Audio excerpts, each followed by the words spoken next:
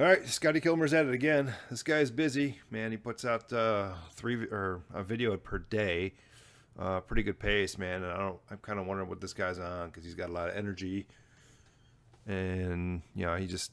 But I saw this one pop up the other day. I'm gonna get to it. The title, I'm sure it's all clickbait. Proof electric cars are a scam, and the media is lying to you. So I'm not sure which media he's talking about because it seems like the most media is actually pretty negative on electric vehicles. But let's give it a shot and see what he's got to say. Rev up your engines!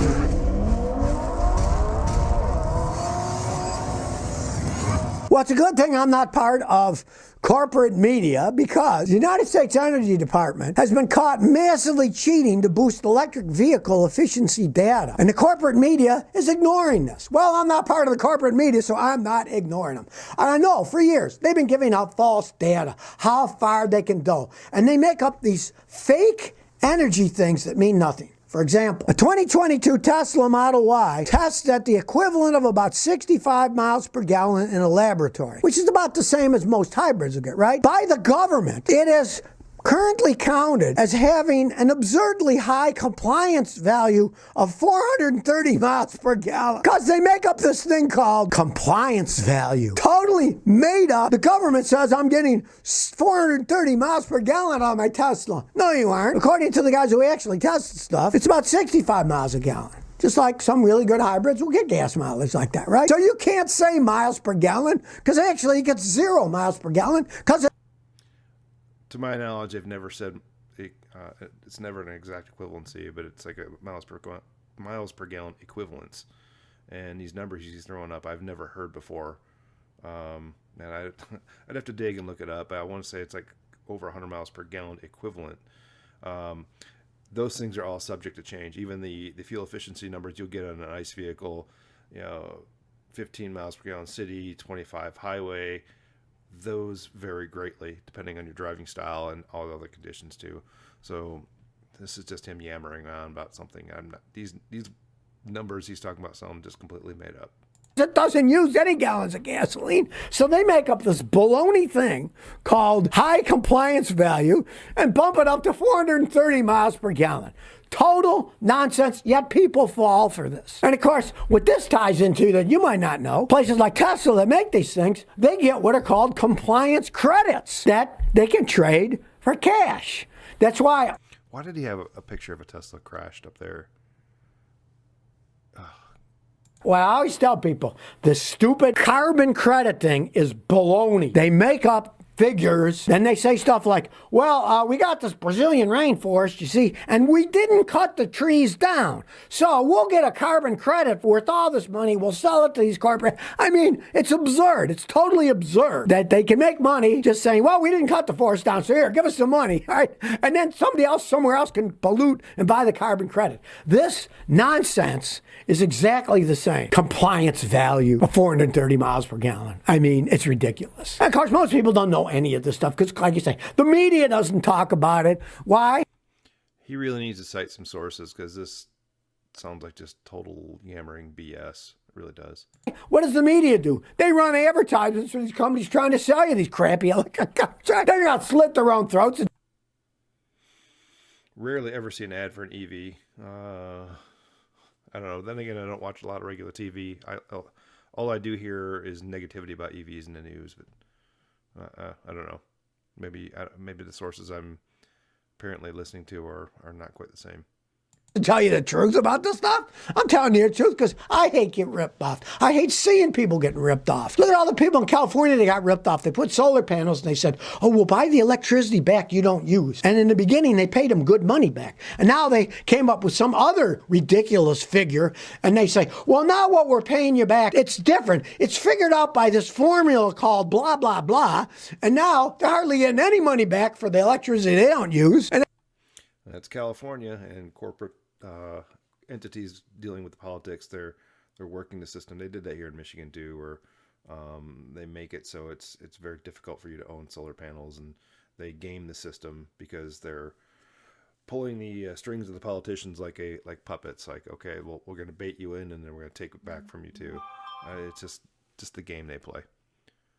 I don't like it. California seems to lead the way on that. So if that's any indicator of how things are going, let's beware and get our heads in front of that and head that off. And that's why everybody in California is furious about it. And a whole bunch of the solar panel installers in California have gone bankrupt because people aren't buying it. Like, this was a joke. They ripped us off again, right? And anything that has to do with made up figures like that is just ripping everybody off. Well, if you're like me, you want to know what happened to those stranded motorists in Chicago.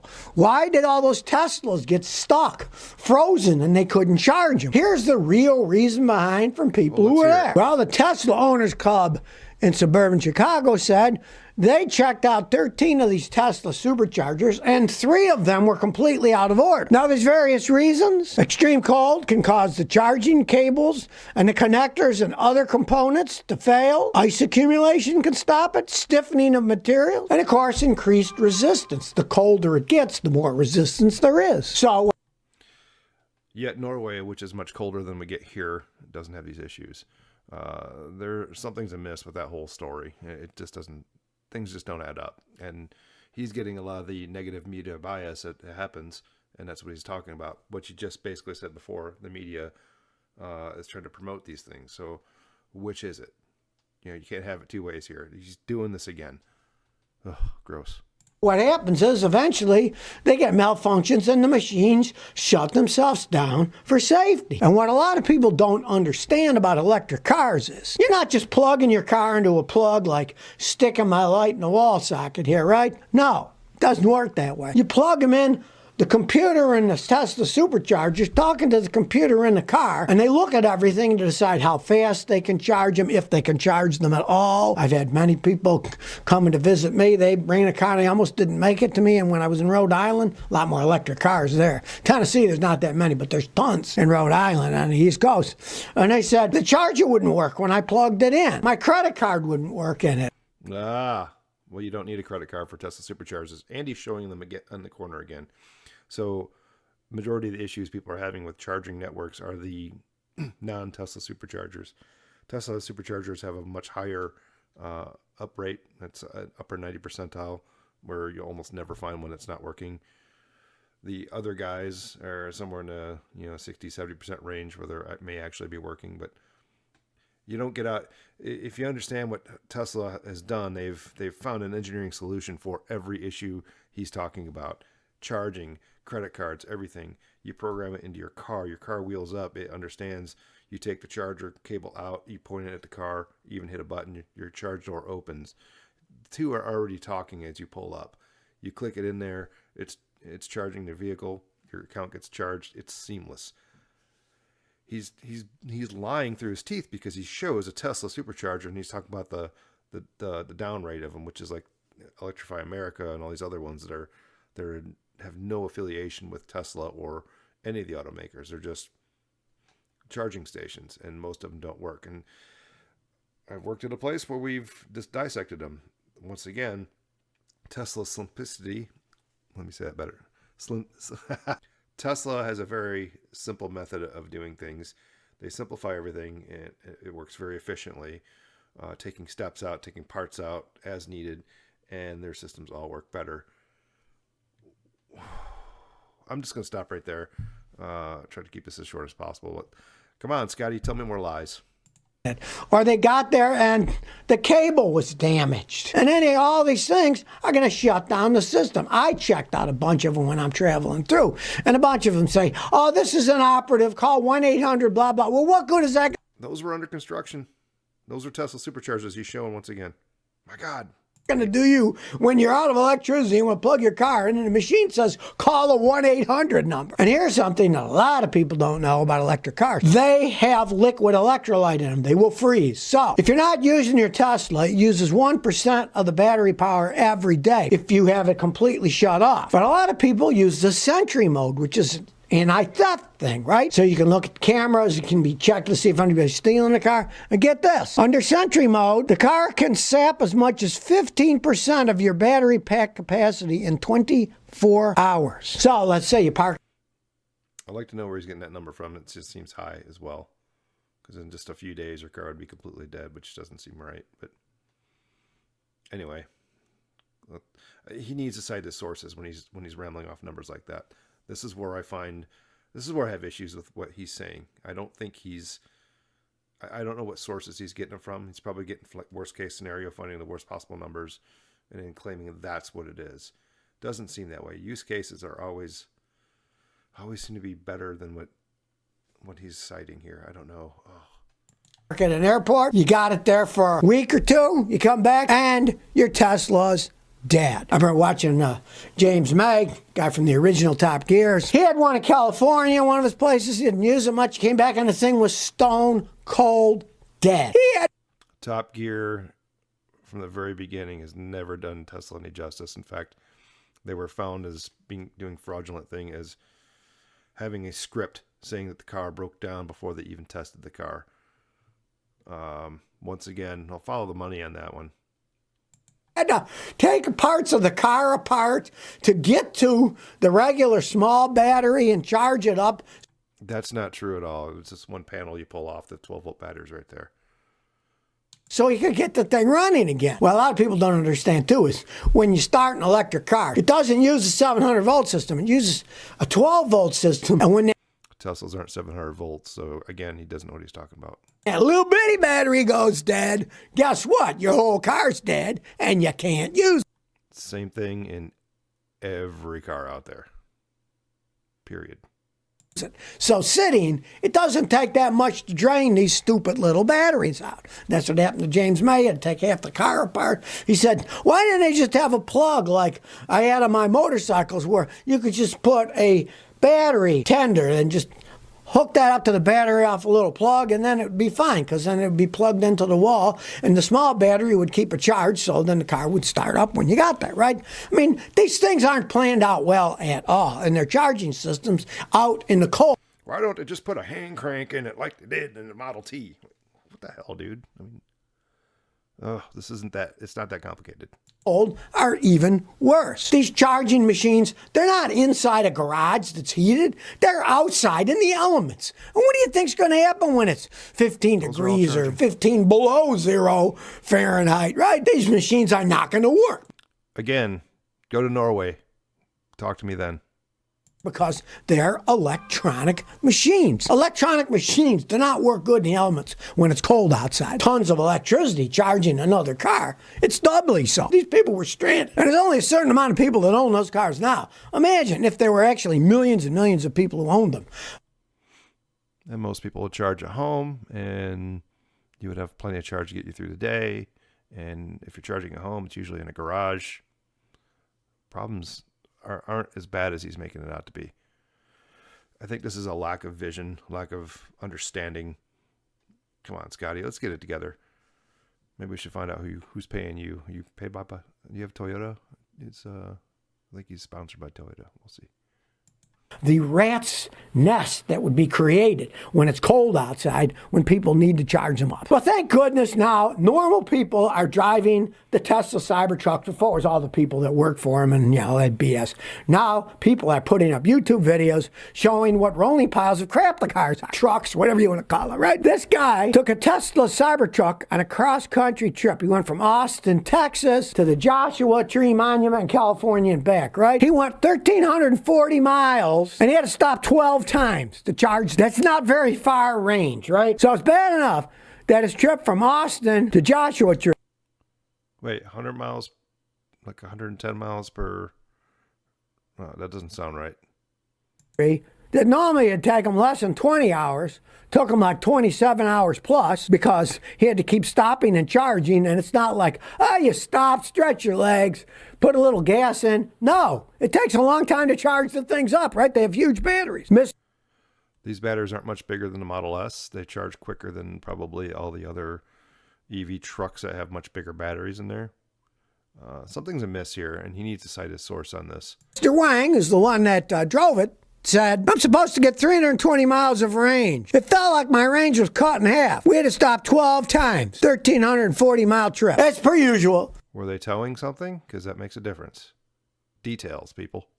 They lie about how far these things can go. You're going to be charging them up. It's not a lie. It's an EPA test. I used to work in the test cells that ran these types of tests. I mean, we've certified vehicles and certified powertrains for specific fuel economy, and which gives you those numbers that are on the side of the window when you're buying vehicles. Once again, your driving style can actually blow that away. I mean, if you got a heavy right foot, doesn't matter what you're driving, that fuel economy is going to be way worse. Very, very rarely can you drive a vehicle nicer and get better fuel economy or better range in this case. So he's leaving out a lot of details, and he's just basically saying, oh, they're lying, which this is a jump to conclusion type of way of thinking. I don't like it. He needs to cite sources, and he needs to look into this a little deeper, but I bet you he won't.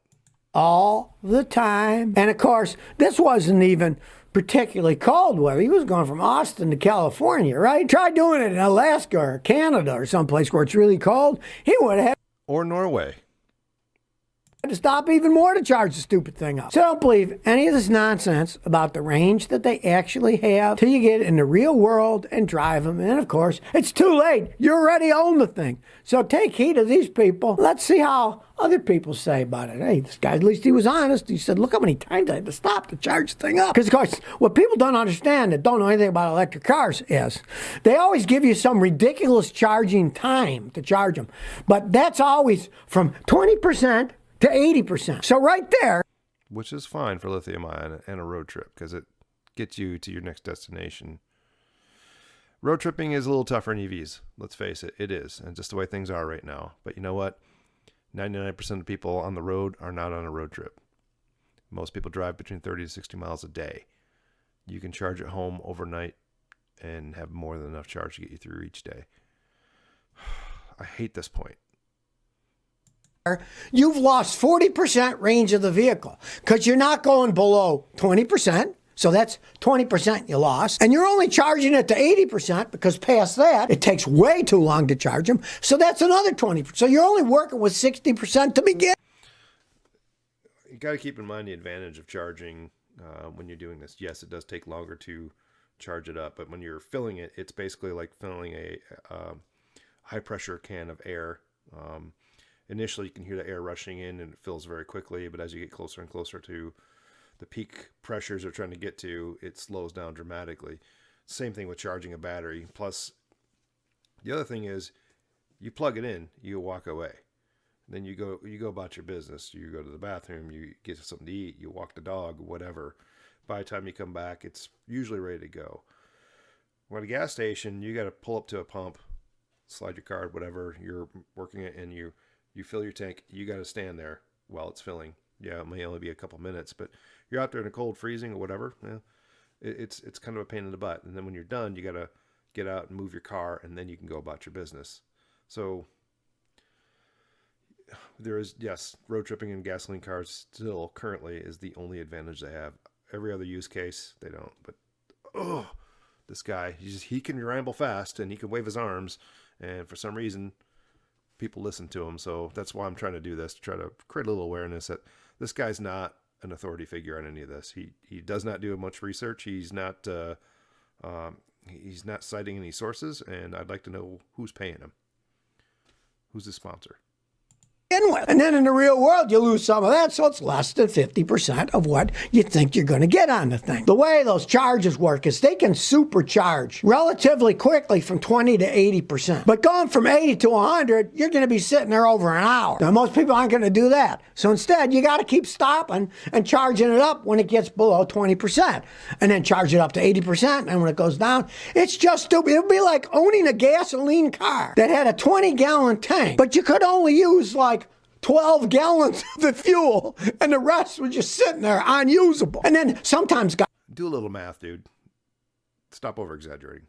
Guys will test and say, we got our Tesla to go 320 miles. We started it up full and we drove it until it stopped. Well, great. But then when it stops, you're stuck where you are, right? Who wants to be stuck in the middle of nowhere with no electricity, right? So you got to stop all the time. And if you do want to charge it to 100%, you're going to be sitting there 45 minutes or an hour each time. And in that case, if he would have done that, he stopped 12 times. That would have added 12 hours to his trip, you know? I mean, these things are not made for it's not an hour per charge, but whatever. Regular people to drive any type of distance. They just aren't. So if you never want to miss another one of No. We stop here. All right. Once again, Scotty, come on, man. Try to be a little more truthful, but I guess waving your arms, being loud, and exaggerating is a way to get a lot of views on with people that are naturally kind of biased to your opinion. Opinions are like assholes. Everybody's got one. But I mean, come on, man. This is just I'm really kind of tired of this clickbaity kind of stuff. He's saying, you're being lied to by EVs. He's lying to you about what he's saying, and he's lying to you by over exaggerating things, grabbing claims that don't that that are probably worst case scenarios. He's trying to make them sound like that's the norm. That's not true. He's really exaggerating a lot of things, and if you're exaggerating, you're lying, and you're doing that to sensationalize things, and people just maybe they gravitate towards sensationalization. Maybe they like the clickbait kind of stuff. I guess that's what works. That's what grabs the headlines and the things on YouTube, and it's frustrating when you're someone who wants to put out good, genuine content, good, genuine information. You got guys like this who can just spout off whatever they want. Maybe, I guess, if you look at this as for entertainment purposes only, it really is. Well, we used to have ISO standards on all our measurement tools, and they would even take our tape measures, and it would put for reference only on that, and yet we could still use that. We need some sort of label on this guy as like, for entertainment purposes only, because he is not factual, especially when it comes to EVs. I've watched some of his other videos. Yeah, he's kind of right on some things, but he's kind of way off on others. And he does have a natural bias toward Toyota, which may be one of his favorite vehicles. Okay. But to sit there and say they're great and everything else isn't. I've worked in general mechanic shops. I've seen them all come in. We've wrenched on all of them. They all break down. So that is what it is. So, all right. That's all I'm saying for today. Just take his advice with a grain of salt. And that's all I've got. Just a friendly reminder to make sure when it gets cold outside to plug in your diesel, because you don't want that fuel or engine block or your glow plugs to get too cold that it won't start. And oh yeah, they do catch fire too. Just be safe, be careful.